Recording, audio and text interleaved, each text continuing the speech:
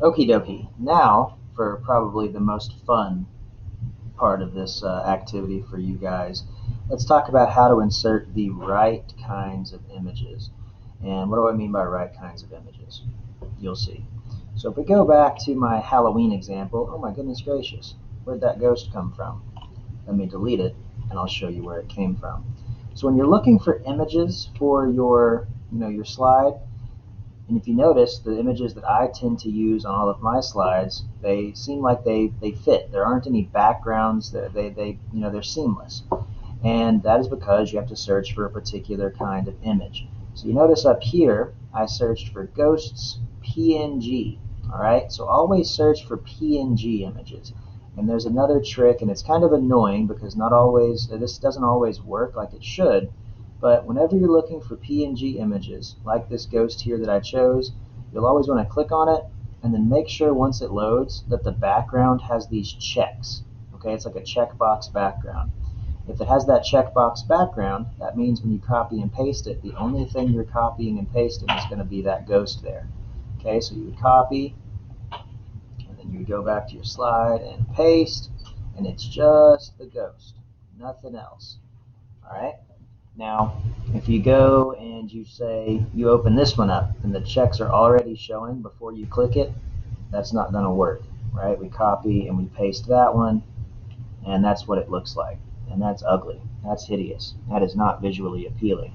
So that's one weird thing about this. And it does sometimes take time, and sometimes you might not get the exact image that you want. But if you search through and you look, eventually you're going to find one that you like.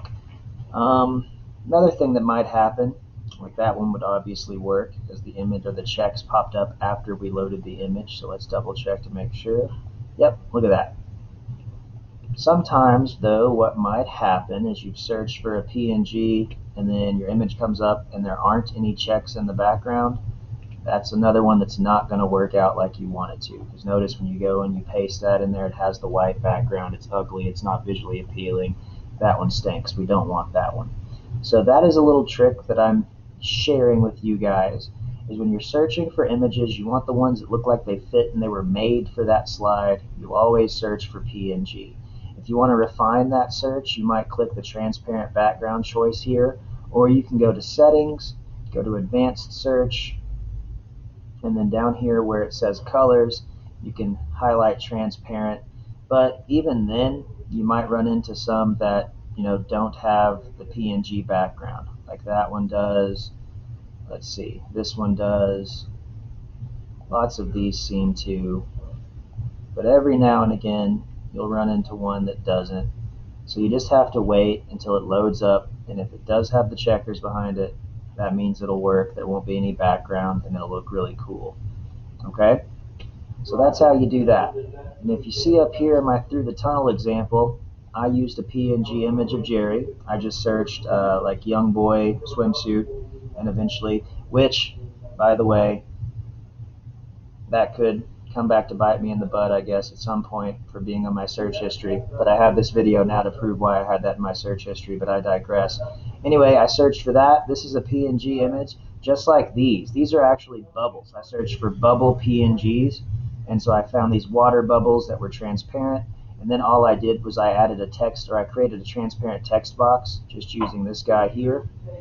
And then I wrote the words for the universal ideas, and I put those in front of those PNG images. So that's another cool option that you could do, right? You could maybe, if you wanted to, let's see if this one works.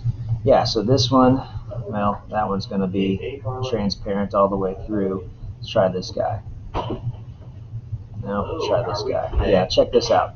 So you could copy this one, you could paste this one, and then if you wanted, put a text box inside the ghost's belly, and then you could copy and paste the font that we've been using, make it smaller so it fits, and be like Bob the Ghost or something, right? If you wanted to say something using the ghost as the background.